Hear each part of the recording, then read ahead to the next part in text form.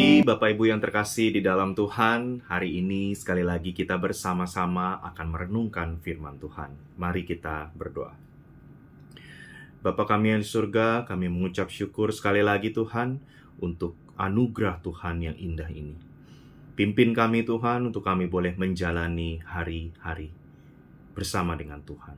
Terima kasih hanya di dalam nama Yesus Kristus kami berdoa dan mengucap syukur. Haleluya. Amin. Bapak Ibu, nas pada hari ini yang terambil adalah dari surat 2 Timotius 3 ayat 1 sampai yang ke-9. Saya akan bacakan bagi kita semua. Keadaan manusia pada akhir zaman. Ketahuilah bahwa pada hari-hari terakhir akan datang masa yang sukar.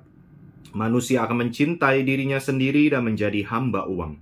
Mereka akan membual dan menyombongkan diri. Mereka akan menjadi pemfitnah, mereka akan berontak terhadap orang tua dan tidak tahu berterima kasih. Tidak mempedulikan agama, tidak tahu mengasihi, tidak mau berdamai, suka menjelekan orang, tidak dapat mengekang diri, garang, tidak suka yang baik. Suka mengkhianat, tidak berpikir panjang, berlagak tahu, lebih menuruti hawa nafsu daripada menuruti Allah. Secara lahiriah mereka menjalankan ibadah mereka, tetapi pada hakikatnya mereka memungkiri kekuatannya. Jauhilah mereka itu. Ayat 6, sebab di antara mereka terdapat orang-orang yang menyelundup ke rumah orang lain dan menjerat perempuan-perempuan lemah yang syarat dengan dosa dan dikuasai oleh berbagai-bagai nafsu. Yang walaupun selalu ingin diajar namun tidak pernah dapat mengenal kebenaran. Sama seperti Yanes dan Yambres menentang Musa, demikian juga mereka menentang kebenaran.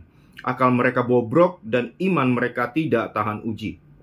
Tetapi sudah pasti mereka tidak akan lebih maju karena seperti dalam hal Yanes dan Yambres, kebodohan mereka pun akan nyata bagi semua orang. Ya, Bapak Ibu, surat 2 Timotius ini dituliskan oleh Paulus begitu ya, bertujuan untuk memberi warning kepada Timotius dan menguatkan Timotius di dalam pelayanannya. Setidaknya ada dua hal penting Bapak Ibu yang disampaikan oleh Paulus untuk memberi peringatan kepada Timotius. Yang pertama Bapak Ibu, kalau Bapak Ibu melihat di ayat pertama, di sana ada dikatakan ada sebuah kalimat, akan datang masa yang sukar, gitu ya. Itu tidak sedang berbicara mengenai suatu situasi atau kondisi tertentu Bapak Ibu. Kata sukar di sana menggunakan bahasa Yunani, yaitu chalepoi, yang artinya adalah berbahaya, bobrok secara moral dan emosional, di mana hal itu berarti merujuk kepada manusianya dan bukan kondisi atau situasinya. Nah, kata halepoi ini juga digunakan, muncul di dalam Matius 8 ayat 28. Kalau Bapak Ibu ingat, di mana Tuhan Yesus bertemu dengan dua orang kerasukan setan, begitu ya, di daerah Gadara.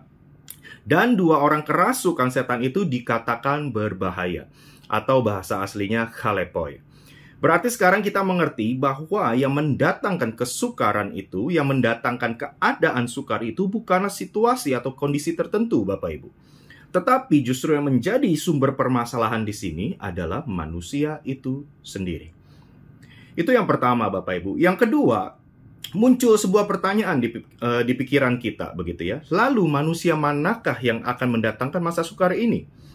Nah, Paulus menegaskan berkali-kali di sana, Bapak Ibu, kalau Bapak Ibu lihat di ayat yang keempat, dikatakan di sana mereka adalah orang-orang yang tahu tentang Allah dan tahu bagaimana menuruti Allah. Hanya saja mereka lebih menuruti hawa nafsu mereka. Lalu kalau Bapak Ibu lihat lagi di ayat yang kelima, dikatakan bahwa mereka juga adalah orang-orang yang beribadah. Lalu di ayat 7 dikatakan bahwa mereka adalah orang-orang yang ingin diajar, hanya saja tidak pernah dapat mengenal kebenaran.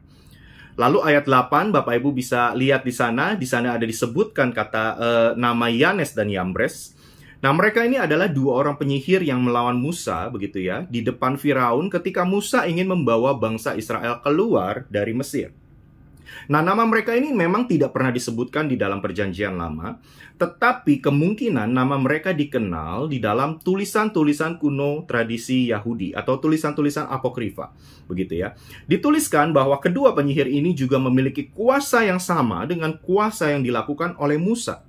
Hanya saja pada akhirnya mereka dikalahkan oleh Musa karena memang Musa memiliki kuasa, dan itu berasal dari Allah. Nah, dari peristiwa ini, Paulus ingin menunjukkan, Bapak Ibu, bahwa mereka yang mendatangkan masa sukar adalah manusia yang sebetulnya ada di sekitar kita, ada di tengah-tengah jemaat, Bapak Ibu. Orang yang juga memiliki kuasa, yang bisa melakukan mukjizat, orang-orang yang juga ingin diajar, orang-orang yang juga berdoa, dan memiliki pengaruh-pengaruh yang besar di tengah-tengah jemaat. Nah, ini menunjukkan, Bapak Ibu, begitu ya, bahwa masa sukar ini datang kemungkinan dari antara kita. Pertanyaannya, Bapak Ibu, bagaimana dengan kita? Apakah kita adalah orang-orang yang mendatangkan sukacita bagi sesama kita? Apakah kita adalah orang-orang yang bisa menguatkan dan membantu komunitas atau gereja kita? Atau jangan-jangan kitalah orang-orang yang mendatangkan masa sukar itu bagi sesama? Kiranya firman ini, Bapak Ibu, bisa menguatkan kita, bisa memberi peringatan kepada kita, bisa membawa kita untuk mengevaluasi diri. Mari bersama-sama kita mengevaluasi diri kita. Biarlah kita menjadi anak-anak Tuhan yang baik, yang menjadi sukacita bagi sesama kita. Mari kita berdoa. Bapa kami yang di surga, sekali lagi kami mengucap syukur karena hari ini Tuhan sudah memberikan teguran kepada kami. Dan biarlah Tuhan pimpin kami, bimbing setiap langkah kami, untuk kami tidak menjadi orang-orang yang mendatangkan kesukaran, tetapi kami boleh menjadi anak-anak Tuhan yang mendatangkan sukacita. Terima kasih Bapa, hanya di dalam nama Yesus Kristus kami berdoa dan mengucap syukur. Haleluya. Amin.